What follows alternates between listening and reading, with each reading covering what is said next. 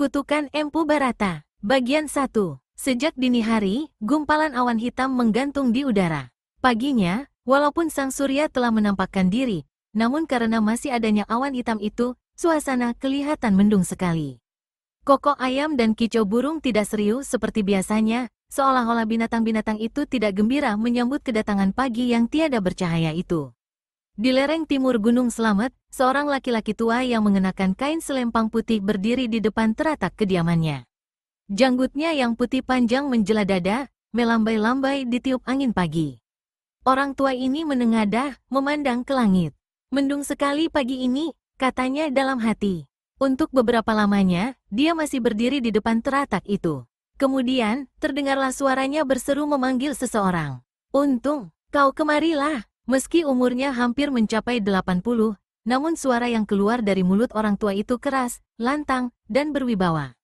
Sesaat kemudian, seorang pemuda 19 tahun muncul dari dalam teratak. Parasnya tampan, dia mengenakan sehelai celana pendek, sedang dadanya yang tidak tertutup kelihatan bidang, tegap, penuh otot-otot. "Empu memanggil aku?" pemuda itu bertanya. Si orang tua yang bernama Empu Barata menganggukkan kepalanya. "Keris mustiko jagat yang kubikin sudah hampir siap," berkata orang tua itu, "cuma ada beberapa bagian yang harus dipertajam. Pergilah cari kayu-kayu kering untuk api penempa. Aku khawatir kalau hujan turun, kau tak bisa mencari kayu-kayu kering." "Persediaan kayu yang kukumpulkan 2 hari yang lalu sudah habis, Empu?" tanya Untung Pararean. "Ya, sudah habis. Nah, kau pergilah dan cepat kembali." Untung Pararean segera meninggalkan tempat itu. Tak lama kemudian, dia sudah kembali dengan setumpuk kayu-kayu kering di bahu kanannya. "Bawa terus ke dalam, Untung, dan sekalian nyalakan api. Kalau sudah, ambilkan mustiko jagat dari dalam lemari." "Baik, Empu," sahut Untung Pararean. Sementara pemuda itu menyalakan api, Empu Barata mengisi sebuah mangkok tanah dengan air bening, lalu ditaburi bunga-bunga 7 rupa. Dari perapian yang telah menyala, disiapkannya sebuah perasapan yang ditaburi dengan setanggi dan kemenyan, sehingga suasana di dalam teratak tua itu harum semerbak baunya. "Kalau mustiko jagat sudah siap nanti, berarti kesampaianlah cita-citaku untuk memberikan sumbangan pada kerajaan." "Aku tak mengerti maksud kata-kata Empu," kata Untung Pararean pula, sambil menyeka butir-butir keringat yang terbit di keningnya, akibat panasnya perapian. Orang tua itu mengelus janggutnya yang panjang. 2 bola matanya bersinar-sinar. "Mustiko jagat adalah sebilah keris sakti, Untung. 7 tahun aku menempanya bukanlah satu masa yang singkat. Seorang yang bodoh dan tak tahu kepandaian silat apapun, jika memegang keris itu, pasti akan dibimbing oleh satu kekuatan aneh tapi sakti, hingga ia menjadi seorang jago yang sukar untuk dikalahkan. Di samping itu, mustiko jagat bila direndam dalam air itu bisa menjadi obat segala macam racun jahat. Dan senjata sakti itulah yang bakal kuserahkan pada Sri Baginda untuk mempertahankan kerajaan dari segala macam bahaya dan malapetaka. Dan kau, Untung, kaulah nanti yang akan kuutus untuk menyampaikan mustiko jagat ke istana." "Jadi senjata yang bertahun-tahun Empu buat ini, hendak diserahkan pada kerajaan?" tanya Untung Pararean heran. "Ya, aku kira tadinya untuk Empu pakai sendiri." Empu Barata tertawa perlahan. "Aku sudah tua, Untung. Sebentar lagi bakal mati, dan kalau aku mati, tak satu pun yang akan kubawa ke liang kubur. Di samping itu, apakah sumbangan dan balas jasaku kepada tanah air dan kerajaan? Keris sakti itu berguna bagi kerajaan dan bagi anak-anak cucuku, termasuk kau." Untung Pararean berpikir sejenak, lalu tanyanya, "Apakah mustiko jagat boleh dipakai untuk membunuh, Empu?" "Boleh, memang boleh, tapi untuk membunuh manusia-manusia jahat," tegasnya, "untuk menumpas kejahatan dari muka bumi ini. Dan kalau dipakai untuk membunuh orang baik-baik, bagaimana, Empu?" tanya Untung Pararean pula ingin tahu. "Itu berarti melakukan satu kejahatan besar. Yang melakukannya akan berdosa besar. Dan setiap kejahatan sudah barang tentu ada pembalasannya," jawab Empu Barata. "Nah, sekarang kau pergilah, ambil keris itu di dalam lemari." "Baik, Empu." Untung lalu masuk ke dalam sebuah kamar. Di kepala tempat tidur yang terbuat dari jambu, terletak satu lemari kayu jati. Ketika lemari dibuka, sinar biru yang amat terang merambas keluar. Itulah sinar keris mustiko jagat yang terletak di atas sehelai kain putih. Keris itu sengaja tidak dimasukkan ke dalam sarungnya, karena ada beberapa bagian yang masih belum diperhaluskan dan dipertajam. Untung Pararean pernah mendengar dari Empu Barata bahwa senjata sakti apa saja sebelum selesai benar tak boleh dimasukkan ke dalam sarungnya. Apa sebabnya? Untung Pararean pernah menanyakan pada orang tua itu, tapi Empu Barata tak mau menerangkannya. Meskipun sudah pernah beberapa kali disuruh oleh Empu Barata untuk mengambil senjata ini, tapi saat itu pun kedua tangan Untung Pararean menjadi bergetar sewaktu mengangkat kain putih di mana keris mustiko jagat terletak. Dirasakannya ada satu hawa aneh mengalir dari keris sakti ke lengannya. Dengan menanting senjata itu di kedua tangannya, Untung Pararean keluar dari kamar. Empu Barata dilihatnya sudah duduk di muka perapian membelakanginya, tengah mengatur-atur perkakas. Dalam melangkah mendekati orang tua itu, tiba-tiba selintas pikiran jahat muncul di benak pemuda ini. Selintas pikiran jahat itu datangnya seperti satu bisikan melalui telinga Untung Pararean. Untung Pararean, kenapa kau begitu buta hingga tak melihat kesempatan baik di depan matamu? Bukankah sudah sejak lama terniat di hatimu hendak menjadi pendekar sakti mandraguna, hendak memiliki keris mustiko jagat itu? Kau tunggu apa lagi? Kau punya kesempatan untuk memiliki keris itu sekarang. Tapi Empu Barata tentu akan marah, jawab kata hati Untung Pararean. Dan suara aneh jahat berbisik lagi ke telinga pemuda itu. Tolol, sungguh kau pemuda tolol. Kalau orang tua itu marah padamu, tusuk saja dia dengan mustiko jagat. Bunuh, dan kalau dia sudah mati, kau bisa memiliki keris itu, dan kau akan jadi pemuda sakti mandraguna, ditakuti di 8 penjuru angin. Di samping itu, jika namamu sudah dikenal, kau akan mudah menduduki jabatan perwira bala tentara kerajaan. Perwira, tidakkah kau inginkan jabatan yang tinggi dan terhormat itu? Ayolah, bunuh orang tua tak berguna itu. Kalau aku membunuhnya, berarti aku berbuat dosa, kata hati Untung Pararean. Dan aku jadi orang jahat. Lalu kelak aku bakal menerima pembalasan. Betul-betul kau tolol, orang muda. Jika keris itu sudah berada di tanganmu, jika kau sudah menjadi seorang sakti mandraguna, siapa yang sanggup dan berani turun tangan terhadapmu? Kalau tidak kau bunuh si tua renta itu, kau bakal menjadi manusia tak berharga, jadi hamba sahaja seumur-umurmu. Di diri Untung Pararean, saat itu seolah-olah terjadi perang tanding antara kejahatan dan kebenaran. Bagaimanapun pemuda ini berpijak dan bertahan di atas kebenaran, namun lama-lama, dalam detik-detik yang mencapai puncak ketegangan itu, kebenaran yang ada dalam dirinya berhasil ditumbangkan oleh kejahatan yang melanda hati dan jalan pikirannya. Ketika dia cuma tinggal 2 langkah dari tubuh Empu Barata yang duduk bersila menghadapi alat-alatnya dan perapian, pemuda itu tiba-tiba mengambil keputusan bahwa dia harus membunuh si orang tua.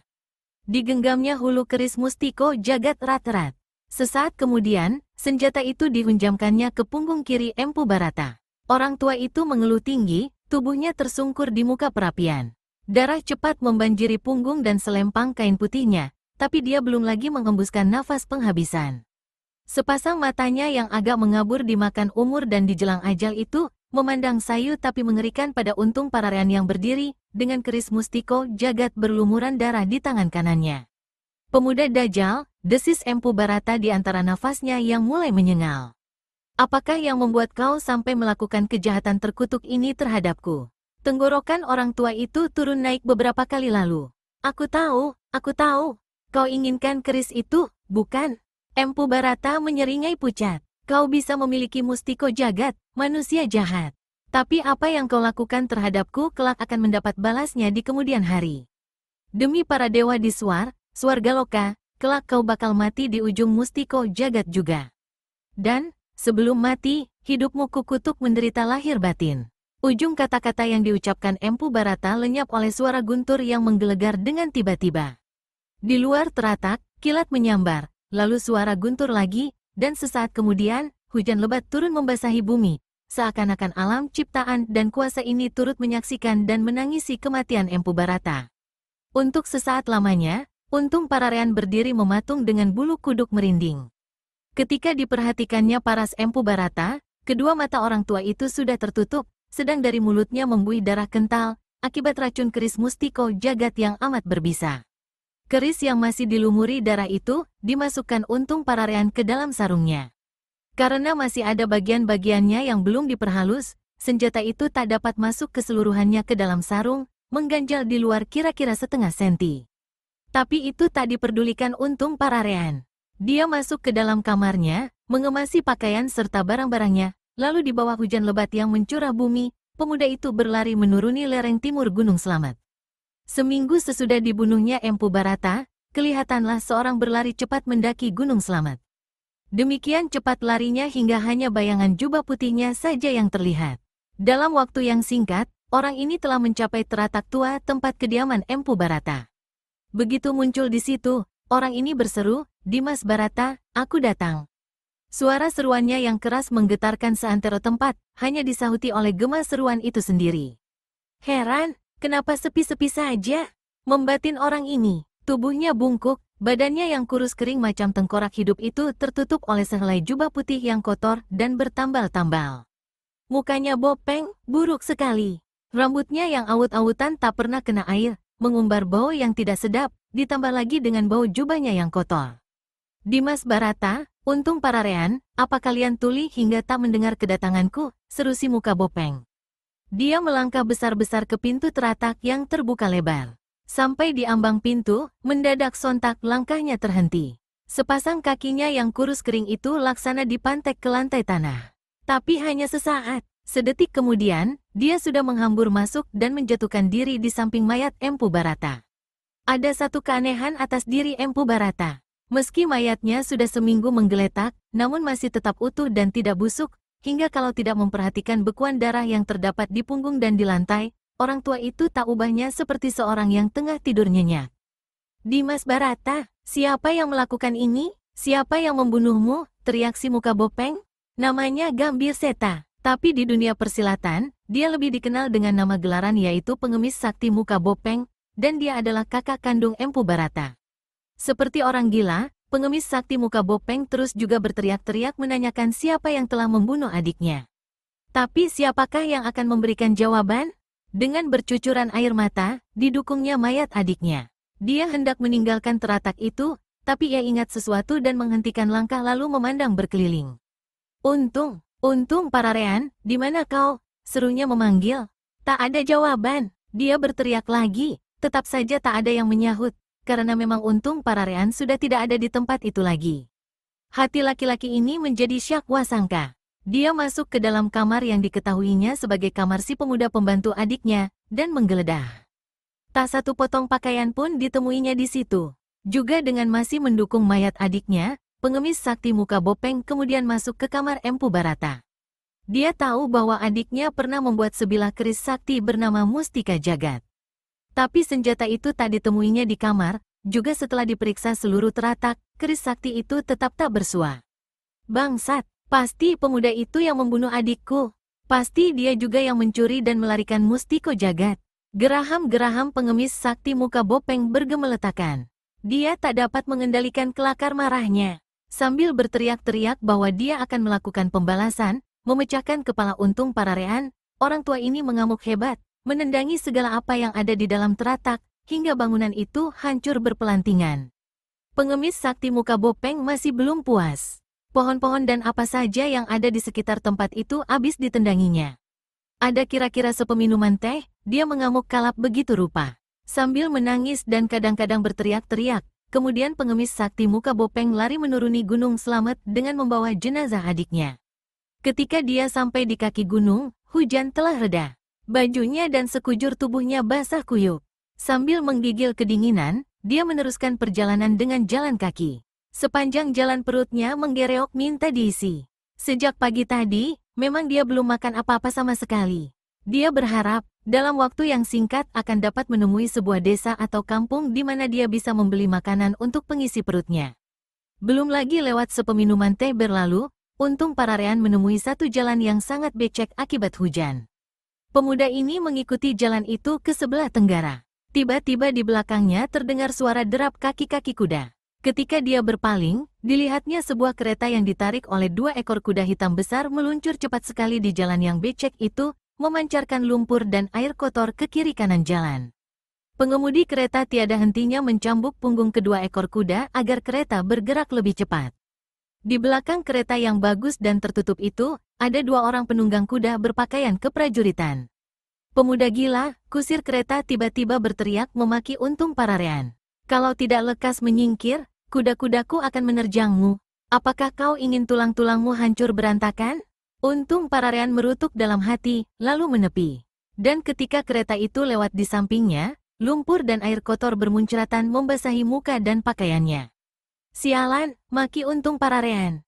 Baru saja dia habis memaki begitu, satu tendangan mampir di bahunya, membuat dia terpelanting dan jatuh duduk di tanah.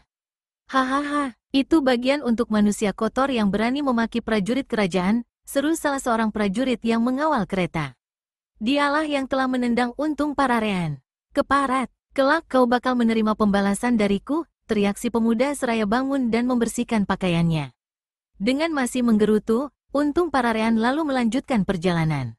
Tapi baru saja menindak beberapa langkah, tiba-tiba dia dikejutkan oleh suara sorak-sorai di jalan di depannya, disusul dengan suara ringkik kuda. Ketika dia memandang ke depan, dilihatnya kereta tadi berhenti di tengah jalan. Dari kiri kanan jalan menyerbu kira-kira 10 orang berpakaian seragam hitam, bersenjatakan golok-golok besar. Sebelum Untung Pararean sampai di tempat itu, pertempuran antara dua pengawal yang dibantu oleh kusir kereta, melawan ke-10 orang berseragam pakaian hitam itu telah berlangsung.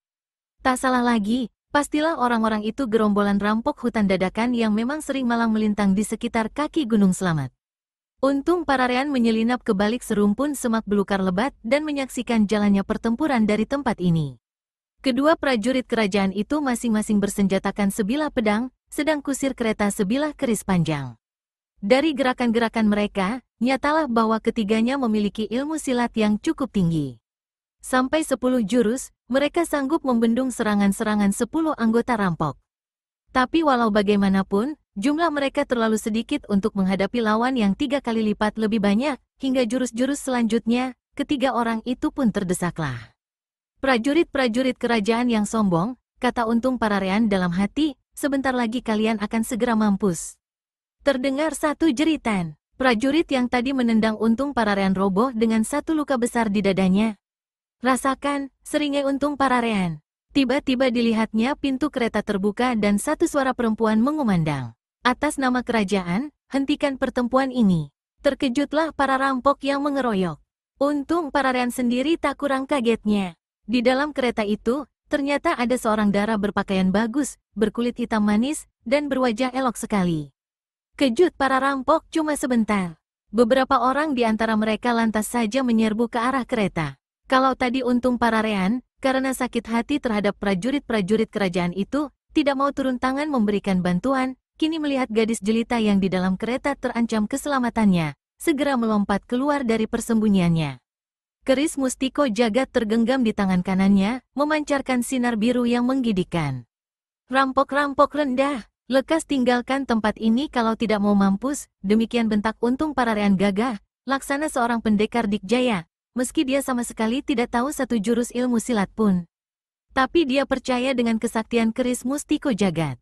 Sewaktu keris ini dipegangnya pertama kali tadi, satu hawa aneh telah menyelimuti sekujur tubuhnya, hingga tubuhnya terasa sangat enteng, sedang satu kekuatan yang luar biasa terpusat di kedua kaki dan kedua tangannya.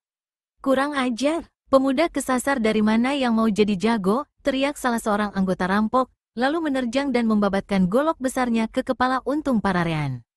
Seperti telah diketahui, Untung Pararean hanyalah seorang pemuda pembantu Empu Barata yang sama sekali tidak tahu seluk-beluk ilmu silat, apalagi segala macam ilmu kesaktian.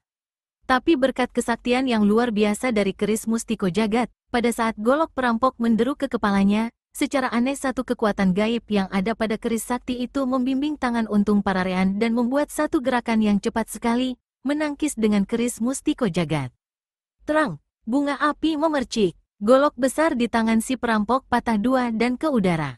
Selarik sinar biru keris Mustiko Jagat menderu, lalu terdengarlah pekik rampok yang goloknya patah mental tadi. Tubuhnya terhujung ke belakang, sambil kedua tangannya memegangi dadanya yang tertusuk Mustiko Jagat. Sesaat kemudian, dia roboh ke tanah yang becek tanpa nyawa dan sekujur kulit tubuhnya berwarna biru gelap, akibat racun yang amat hebat dari keris sakti Mustiko Jagat. Melihat munculnya seorang pemuda yang tadi kenal yang dalam satu gebrakan saja berhasil merobohkan kawan mereka, rampok-rampok yang lain pun menjadi marah. Niat untuk menyerbu kereta dibatalkan, dan 7 anggota rampok itu lantas menyerbu Untung Pararean, sementara yang dua lainnya masih menghadapi kusir kereta dan prajurit kerajaan. Mulanya hati Untung Pararean kecut juga melihat datangnya serbuan itu. Tapi dengan penuh keyakinan, dia menghadapinya. Tubuhnya berkelebat ringan di antara deru senjata-senjata lawan. Sinar biru keris mustiko jagat bergulung-gulung dan dalam 2 jurus saja, 6 perampok bergeletakan tanpa nyawa lagi. 3 orang yang masih hidup tentu saja tak punya nyali lagi. Tanpa tunggu lebih lama, ketiganya segera ambil langkah 1000 dan lenyap dari tempat itu dalam sekejap mata. Kalau tadi baik si pengemudi kereta maupun prajurit kerajaan menganggap Untung Pararean pemuda desa Hinadina, tapi sesudah menyaksikan kehebatan pemuda itu dan menghadapi kenyataan bahwa Untung Pararean telah menjadi tuan penolong mereka, maka baik kusir kereta maupun prajurit kerajaan cepat-cepat sama berlutut di hadapan pemuda itu. "Pendekar gagah," berkata si prajurit, "kami mohon maafmu atas kelancangan kami sebelumnya dan terima kasih atas pertolonganmu." Seumur hidupnya, baru kali itu Untung Pararean dihormat dan disembah orang demikian rupa. Cuping hidungnya kembang kempis. Di mulutnya tersungging seringai bangga, tapi juga mimik yang mengejek. Dan dalam hatinya pemuda ini berkata sinis, "Siapa sudi menolong kalian? Aku turun tangan karena keselamatan gadis di dalam kereta terancam. Demi dia, bukan demi kalian." "Sudah, berdirilah," kata Untung Pararean sesaat kemudian pada kedua orang yang berlutut. Ketika dia memandang ke arah kereta, Dara cantik di atas kendaraan itu kelihatan turun, melangkah ke hadapannya, mengangguk memberi hormat dan tersenyum. Kikuk juga Untung Pararean menerima penghormatan dan senyum si jelita itu. "Saudara, terima kasih atas pertolonganmu," berkata gadis itu. "Ah, pertolonganku tak ada artinya," jawab Untung Pararean merendah setelah terlebih dulu balas menghormat. "Kuharap kau sudi ikut ke ibu kota untuk menerima balas jasa dari ayahku." "Aku menolong tidak mengharapkan balas apa-apa, saudari," jawab Untung Pararean. Bagaimanapun si gadis memaksa, tetap saja pemuda itu tidak mau ikut ke ibu kota. Tapi seandainya Untung Pararean mengetahui bahwa si gadis adalah keponakan Sri Baginda, niscaya dia tak akan menolak. Bukankah setelah membunuh Empu Barata pemuda ini memang bermaksud untuk mencari kedudukan di kerajaan?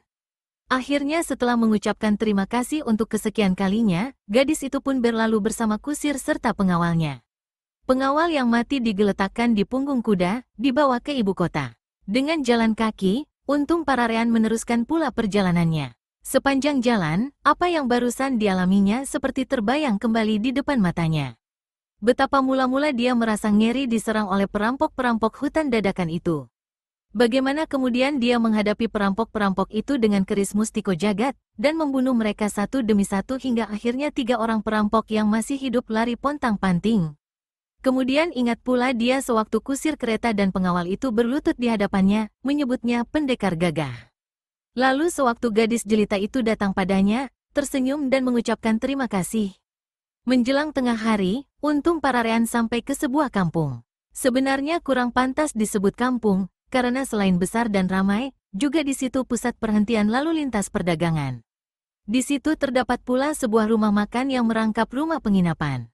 Begitu memasuki kampung, Untung Pararean segera menuju ke sini. Dan di depan bangunan rumah makan itu, dilihatnya kereta yang ditumpangi gadis jelita yang telah ditolongnya sebelumnya. Baru saja Untung Pararean sampai di pintu, dari dalam rumah makan seseorang datang menyongsongnya. Ternyata orang itu adalah si pengawal kereta. "Ah, sungguh gembira dapat bertemu dengan kau di sini, pendekar," berkata pengawal itu. Kemudian tanpa diminta, dia menerangkan, "Kami terpaksa berhenti dan menginap di sini." Seseorang menerangkan sungai banjir akibat hujan besar yang turun tadi pagi. Diperkirakan baru besok air akan surut. Bertiga dengan kusir kereta, Untung Pararean kemudian duduk di salah satu bagian rumah makan. Pengawal itu memesankan makanan yang enak-enak serta tuak harum untuknya. Selagi menyantap hidangan itu, pengawal menerangkan pula bahwa jenazah kawannya telah disuruh kubur di tepi kampung. Kemudian dia bertanya, "Sesungguhnya, siapakah pendekar ini dan berasal dari mana?" "Aku cuma orang gunung yang barusan saja turun dari Gunung Slamet," jawab Untung Pararean. "Oh, pastilah pendekar murid seorang pertapa sakti." Untung Pararean tak memberi jawaban. Diteguknya minumannya, lalu memandang berkeliling, ganti bertanya, "Di mana gadis itu? Maksud pendekar, dan Ayu Sri Kemuning," ujar si pengawal. Kemudian sang kusir kereta menyambungi, "Istirahat di kamarnya. Perjalanan jauh sangat meletihkan dan Ayu Saya tidak mengerti, berkata pengawal kereta, kenapa pendekar tidak mau menerima ajakan dan Ayusri Kemuning untuk ikut ke ibu kota. Itu suatu kerugian besar, pendekar. Kerugian besar bagaimana? Pendekar tentu belum tahu siapa gadis itu sebenarnya. Aku barusan saja turun gunung, mana tahu siapa dia, ujar Untung Pararean pula. Pengawal kereta itu tersenyum, lalu didekatkannya mukanya pada si pemuda seraya berkata, dan Ayusri Kemuning adalah keponakan Sri Baginda. Terbeliaklah sepasang mata Untung Pararean. Mulutnya ternganga. Betul, tanyanya ingin meyakinkan. Masakan saya berani main-main sama pendekar. Dan memang terasa sebagai satu kerugian besar bagi Untung Pararean sesudah dia tahu siapa adanya gadis yang ditolongnya itu. Dengan ikut ke ibu kota, bukankah lebih mudah mendapat jalan untuk mencapai cita-cita yang diidam-idamkannya selama ini, yaitu menjadi perwira kerajaan? Dengan melihat paras si pemuda, pengawal kereta ini dapat membaca isi hati Untung Pararean. Maka berkatalah dia, sekarang masih belum terlambat untuk merubah putusan pendekar. Jika kau mau, nanti aku akan menemui Den Ayu dan menerangkan bahwa kau bersedia ikut ke ibu kota. Meskipun hasratnya meluap-luap, tapi Untung Pararean tak segera memberikan jawaban. Diisinya tuak baru ke dalam gelas, lalu diteguknya perlahan-lahan. Justru pada saat itulah, di pintu rumah makan terdengar suara bentakan yang lantang keras hingga bangunan itu bergetar. Bangsat muda yang sedang meneguk tuak, lekas berlutut untuk menerima hukuman mampus. Untung Pararean meletakkan gelas tuaknya ke atas meja perlahan-lahan. Kepalanya dipalingkan ke belakang. Dari tempat dia duduk, dilihatnya seorang laki-laki bertubuh tinggi besar, bercambang bawuk. Orang ini mengenakan pakaian hitam. Tampangnya buas. Sepasang matanya yang besar dan merah menambah keseraman parasnya. Di pinggangnya kiri kanan, tergantung masing-masing sebilah golok yang luar biasa besarnya. Di belakang manusia tinggi besar ini, berdiri 5 orang lainnya, yang juga berseragam pakaian hitam dengan tampang-tampang yang tak kalah seramnya dengan si tinggi besar yang tadi membentak itu. Kusir kereta dan pengawal, paras keduanya menjadi pucat seperti kertas sewaktu menyaksikan siapa adanya orang-orang di ambang pintu rumah makan. Pemilik rumah makan sendiri menggigil sekujur tubuhnya. Celaka, celaka, pasti tempatku ini akan diobrak-abrik berantakan, demikian pemilik rumah makan mengeluh dalam hati. Bangsat, apa tidak dengar aku memerintah? Si tinggi besar di ambang pintu membentak kembali. Marah sekali dia karena sampai saat itu Untung Pararean masih duduk di bangkunya. Siapa mereka? Tanya Untung Pararean berbisik pada kusir kereta. Yang tinggi itu, jawab kusir kereta juga berbisik dan gemetar, adalah sepasang golok maut, pemimpin rampok hutan dadakan. Mendengar keterangan itu, kini tahulah Untung Pararean bahwa pemimpin rampok itu sengaja datang mencarinya untuk menuntut balas kematian anak-anak buahnya. Segera tangan kanannya disiapkan di pinggang, di mana mustiko jagat tersisip di balik pakaian. Kemudian dengan perlahan dan tenang, Untung Pararean berdiri, memutar tubuh, lalu melangkah ke tengah ruangan. 10 langkah dari ambang pintu, pemuda ini berhenti. Apakah benar aku berhadapan dengan sepasang golok maut, kepala rampok hutan dadakan yang ditakuti orang? Tanya Untung Pararean. Puah, nyalimu terlalu besar berani bicara keren terhadapku. Sepasang golok maut mengangkat tangan kanannya memberi tanda pada kelima orang anak buahnya, lalu memerintah. Cincang sampai lumat budak keparat itu. Juga 2 monyet yang di meja sana. Srit srit srit srit srit. 5 buah golok dicabut dari sarangnya dalam waktu yang bersamaan. Sesaat kemudian, kelima anak buah sepasang golok maut sudah mengurung Untung Pararean. Kusir kereta dan prajurit pengawal telah pula mencabut senjata masing-masing, tapi sampai saat itu masih tetap berada dekat meja, tak berani maju ke kalangan pertempuran.